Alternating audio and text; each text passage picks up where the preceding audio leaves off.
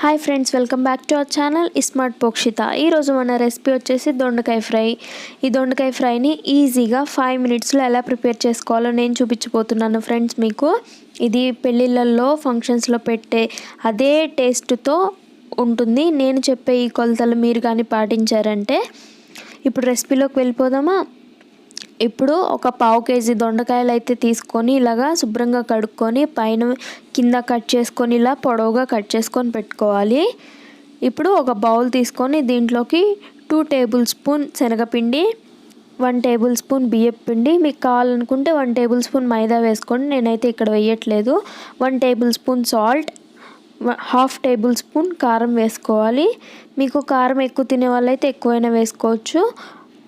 చిటికెడు baking soda వేసుకోవాలి, వంట సోడాని. ఇది మొత్తం బాగా కలుపుకోవాలి.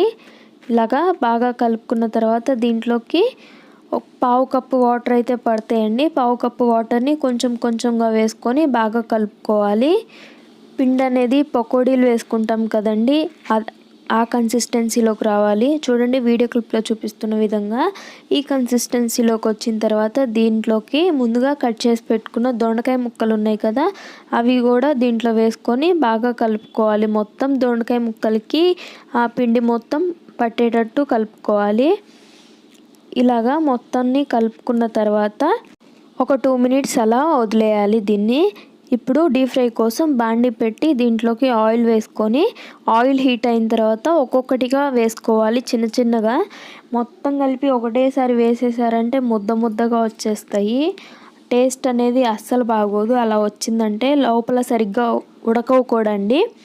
ఇలా మొత్తం ఒక్కొక్కటి వేసుకున్న తర్వాత ఒక 1 మినిట్ అలానే వదిలేయాలి. ఒక 1 మినిట్ తర్వాత దీన్ని గరిటెతోటి చిన్నగా తిప్పుకోవాలి. ఇలా కానీ చేశారంటే టేస్ట్ అనేది చాలా బాగుంటుంది. పెళ్ళిళ్ళల్లో ఫంక్షన్స్లో పెట్టే స్టైల్లోనే ఉంటుందండి ఈ టేస్ట్. నేను చెప్పిన కొలతలు కానీ మీరు పాటించారంటే. ఇప్పుడు గోల్డెన్ బ్రౌన్ కలర్లోకి వచ్చేసింది కదండి, ఇలా వస్తే సరిపోతుంది. ఇప్పుడు దీన్ని తీసుకొని సర్వింగ్ బౌల్లోకి వేసుకోవడమే. ఇప్పుడు ఇదే ఆయిల్లోకి 1/2 కప్పు శనగగుళ్ళు తీసుకొని ఫ్రై చేసుకోవాలి. ఎప్పుడు చేసుకునే ఫ్రైలా కాకుండా ఇలా ఒక్కసారి ఫ్రై చేసి చూడండి, చాలా టేస్టీగా ఉంటుంది. పిల్లలైతే బాగా తినేస్తారు ఈ ఫ్రైని. ఉట్టి ఫ్రైయే తినేస్తారండి, అన్నంలోకి కూడా అస్సలు ఉంచరు. దొండకాయ కూర ఇలా చేస్తే ఎవరు ఇష్టంగా తినరు కదండి చాలామంది పిల్లలు. అలాంటి వాళ్ళ కోసం ఇలా ఫ్రైని చేసి పెట్టండి. ఫ్రైలు అయితే చాలా ఇష్టంగా తినేస్తారు. ఇది బయట రెస్టారెంట్లో అయినా కానీ, హోటల్స్లో అయినా కానీ, వంట వాళ్ళు చేసే వాళ్ళైనా కానీ ఇదే విధంగా చేస్తారండి వాళ్ళు కూడా. ఇదే టేస్ట్తో రావాలంటే నేను చెప్పే కొలతలు మీరు కూడా పాటించండి. మీరు కానీ ఎక్కువ క్వాంటిటీ తీసుకుంటే దీనికి డబుల్ క్వాంటిటీ వేసుకోండి.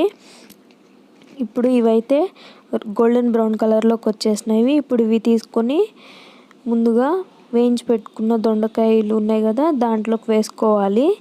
అలాగే దీంట్లోకి జీడిపప్పు పలుకులు కూడా వేసుకుంటే టేస్ట్ బాగుంటుంది, కలర్ఫుల్గా ఉంటాయి కూడా చూడటానికి. మీకు వద్దనుకుంటే ఈ శనగిత్తనాలు, జీడిపప్పులు ఈ రెండింటిని అవాయిడ్ చేసేసుకోవచ్చు. ఇవి వేస్తేనే టేస్ట్ అయితే సూపర్గా ఉంటుంది, ఎమ్మీగా ఉంటుంది. శనగిత్తులు తినని వాళ్ళు కూడా దీంట్లో వేస్తే తినేస్తారండి. జీడిపప్పు కూడా లైట్ బ్రౌన్ కలర్లోకి వచ్చిన తర్వాత తీసుకొని దాంట్లో వేసేసుకోవాలి. మీకు కావాలనుకుంటే పచ్చిమిరపకాయలు కూడా చీలికలు చేసి దీంట్లో వేసుకొని వేయించుకోవచ్చు. నేనైతే వేయట్లేదు. ఇప్పుడు కొంచెం కరివేపాకుని కడిగి శుభ్రంగా తడి లేకుండా నూనెలో ఫ్రై చేసుకొని దీంట్లో వేసేసుకొని సర్వ్ చేసుకోవడమే అండి. చాలా టేస్టీగా ఉంటుంది. ఇది వైట్ రైస్లోకైనా, లేదంటే సాంబార్ రైస్లోకైనా, పప్పు రైస్లోకైనా కానీ దేంట్లోకైనా బాగుంటుంది. చాలా అంటే చాలా టేస్టీగా ఉంటుందండి. ఈ రెసిపీని ఒకసారి మీరు కూడా ట్రై చేయండి తప్పకుండా. మీకు ఎలా వచ్చిందో కామెంట్ సెక్షన్లో నాతో షేర్ చేసుకోండి. Thank you for watching. ఈ వీడియో కానీ మీకు నచ్చితే ఒక లైక్ చేయండి, షేర్ చేయండి, అలాగే కమెంట్ కూడా చేయండి. మన ఛానల్ని సబ్స్క్రైబ్ చేసుకొని పక్కనే ఉన్న బెల్ ఐకాన్ని